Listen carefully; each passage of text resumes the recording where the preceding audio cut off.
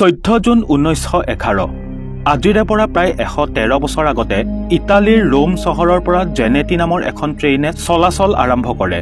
একেবাৰে নতুন এখন ট্ৰেইন, যাক প্ৰথমবাৰৰ বাবে ট্ৰেকলৈ অনা হৈছিল।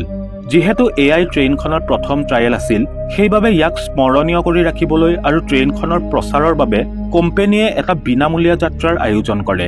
আৰু এই যাত্ৰাৰ বাবে 100জন এনে যাত্ৰী বাছি উলিওৱা হৈছিল, যাক এই ট্ৰেইনখনত সম্পূৰ্ণ বিনামূলীয়াকৈ ভ্ৰমণ কৰাৰ সুযোগ দিয়া হৈছিল।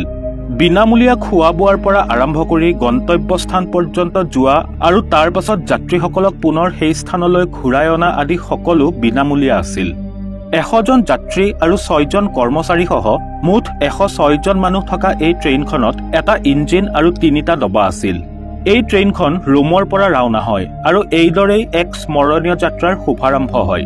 চাওঁতে চাওঁতে বেছ কিছু ঘণ্টা পাৰ হৈ যায় আৰু ট্ৰেইনখনে এটা ন্যায্য দূৰত্ব অতিক্ৰম কৰে।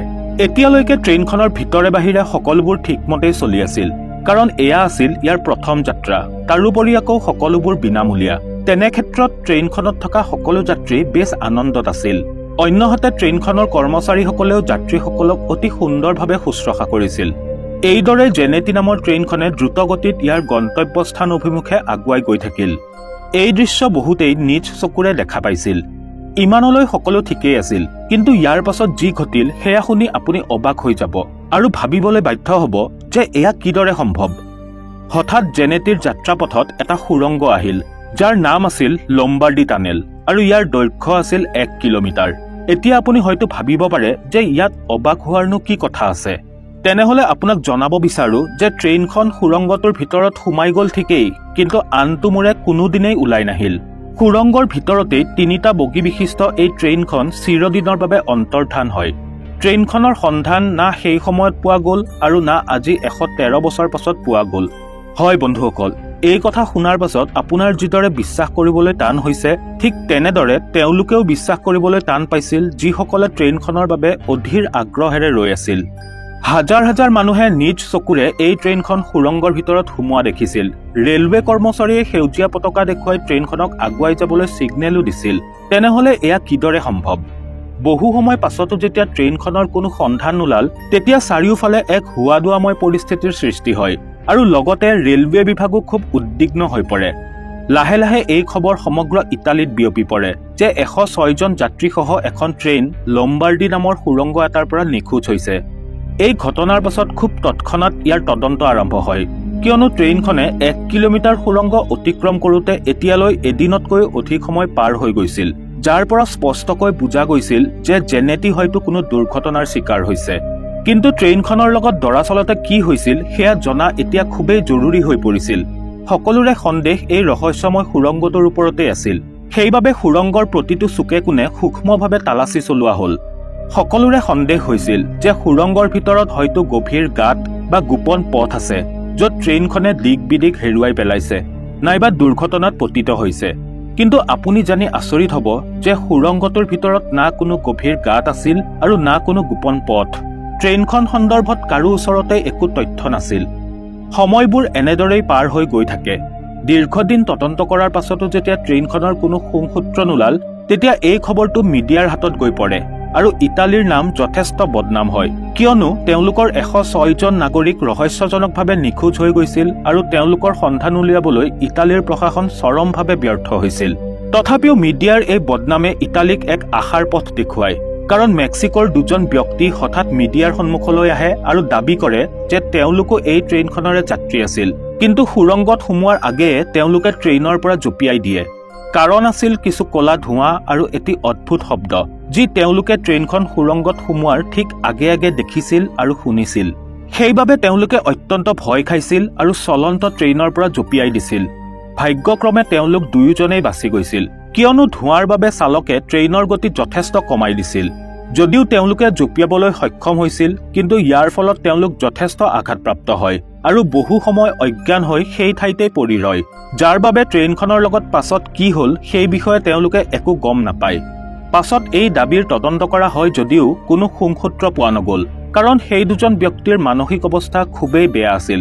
তেনে অৱস্থাত তেওঁলোকৰ কথা বিশ্বাস কৰাটো তদন্তকাৰী দলটোৰ বাবে মুঠেও নিৰ্ভৰযোগ্য নাছিল। কিন্তু কেইদিনমান পাছত আৰু এটা দাবী উত্থাপন কৰা হয় যি সকলোকে অবাক কৰি পেলায়। সেই দাবী আছিল মেক্সিকোৰ এগৰাকী চিকিৎসকৰ। তেওঁ কৈছিল যে দুৰ্ঘটনাৰ কিছু সময় পাছতেই তেওঁৰ ওচৰলৈ 104 জন ৰোগীক একেলগে লৈ অনা হৈছিল। চিকিৎসকজনৰ মতে তেওঁলোক আটাইয়ে মানসিকভাৱে অসুস্থ আছিল আৰু তেওঁলোকৰ কথা আৰু আচাৰ আচৰণো খুব অদ্ভুত আছিল।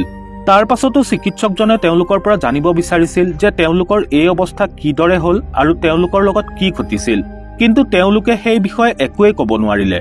ইটালীয়ে এই দাবী বিশ্বাস কৰিব বিচাৰিছিল যদিও এই দাবীৰ যোগসূত্ৰ কোনো জাগাত দুৰ্বল আছিল। যদিও 104 জন ৰোগী আৰু সেই 2 মেক্সিকান ভ্ৰমণকাৰীক যোগ কৰিলে মুঠ সংখ্যা 106 হয়, কিন্তু যেতিয়া চিকিৎসকজনে জনালে যে চিকিৎসাৰ পাছত তেওঁলোক কলৈ গ'ল কোনেও গম নাপায়, তেতিয়া সেই দাবীও প্ৰত্যাখ্যান কৰা হয়। তাৰ উপৰিও চিকিৎসকগৰাকীয়ে জনাইছিল যে তেওঁলোক আটাইয়ে একেধৰণৰ ভাষাৰ ব্যৱহাৰ কৰিছিল, যাৰ পৰা স্পষ্টভাৱে বুজা গৈছিল যে তেওঁলোক আটাইয়ে ইটালীৰ বাসিন্দা আছিল।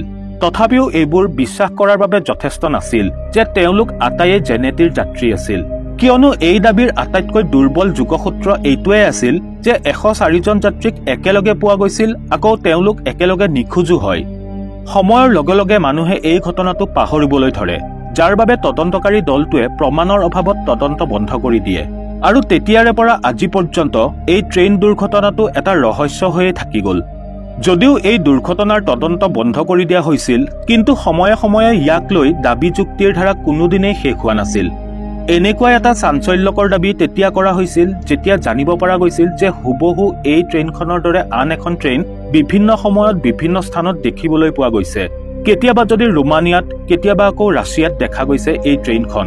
ইয়াৰ বাহিৰেও ইয়াক ভাৰত, জাৰ্মানী আৰু মেক্সিকোৰ দৰে দেশতো দেখা গৈছে বুলি বহুতেই দাবী কৰে। ঠিক এনেকুৱাই এটা আশ্চৰ্যজনক ঘটনা ইটালীৰ এটা ৰেল ষ্টেচনতো ঘটিছিল, য'ত জেনেটিৰ দৰে 3টি বগীৰ এখন ট্ৰেইন দেখা গৈছিল। নিশাৰ সময় আছিল আৰু ষ্টেচনটো একেবাৰে জনশূন্য হৈ আছিল। তাত সেই সময়ত মাত্ৰ এজন ব্যক্তিয়েই উপস্থিত আছিল আৰু তেওঁ হৈছে ষ্টেচন মাষ্টাৰ। তেওঁ কৈছিল যে তেওঁ ট্ৰেইনখন নিজ চকুৰে দেখিছিল আৰু ট্ৰেইনখন কোনো ট্ৰেক বা টাইম টেবুল অবিহনে ষ্টেচন পায়হি আৰু কিছু সময়ৰ ভিতৰতে ষ্টেচন পাৰ হৈ গুচি যায়। প্ৰথমে তেওঁ ভাবিছিল যে তেওঁ হয়তো কিবা ভুল দেখিছে, কিন্তু যেতিয়া তেওঁ মন দি চালে তেতিয়া দেখিলে যে হয়, সেইখন সঁচাকৈ এখন ট্ৰেইন আৰু দেখাত হুবহু জেনেটিৰ দৰেই। কিন্তু এটা সময়ত ট্ৰেইনখন সন্মুখৰ ফালে গৈ গৈ হঠাৎ জংঘলৰ মাজত অদৃশ্য হৈ যায়। এই দৃশ্য দেখি ষ্টেচন মাষ্টাৰ হতভম্ব হৈ পৰে আৰু স্থানীয় কৰ্তৃপক্ষক বিষয়টো অৱগত কৰে। কিন্তু বিচাৰ খোচাৰ কৰি দেখা যায় যে ষ্টেচন মাষ্টাৰে ট্ৰেইনখন যিফালে যোৱাৰ কথা কৈছিল সেইফালে এখন পৰিত্যক্ত কবৰস্থানহে আছে, য'ত প্ৰায় 2000 সৈনিকক কবৰ দিয়া হৈছিল। ষ্টেচন মাষ্টাৰৰ এই বিৱৰণ শুনি সকলো অবাক হৈ পৰে, কাৰণ তেওঁ যি ধৰণৰ ট্ৰেইন দেখাৰ কথা কৈছিল সেয়া হুবহু জেনেটিৰ লগত মিলি গৈছিল। ঠিক এই ধৰণৰ দাবী মেক্সিকোৰ পৰাও কৰা হৈছিল। মেক্সিকোত যেতিয়া এই ট্ৰেইনখন দেখা পোৱা গৈছিল তেতিয়া সময় আছিল 1840 চন, অৰ্থাৎ জেনেটি ট্ৰেইনৰ অস্তিত্বত অহাৰ 71 বছৰ পূৰ্বেই এই ট্ৰেইনখন মেক্সিকোত দেখা পোৱা গৈছিল, যিহেতু ইয়াৰ আচল ৰূপ 1911 চনতহে তৈয়াৰ কৰা হৈছিল, যাৰ লিখিত ইতিহাস আজিও ইটালীত লিপিবদ্ধ আছে। তেনেহলে এতিয়া প্ৰশ্ন জাগে যে কেনেদৰে 3টা ডবাৰ এখন ট্ৰেইন যি বিভিন্ন সময়ত বিভিন্ন স্থানত দেখা পোৱা গৈছিল কিন্তু ৰহস্যজনকভাৱে সকলো স্থানৰ পৰা অদৃশ্যও হৈ গৈছে। ইয়াৰ আঁৰৰ আচল ৰহস্য কি আজিলৈ কোনেও গমেই নাপালে।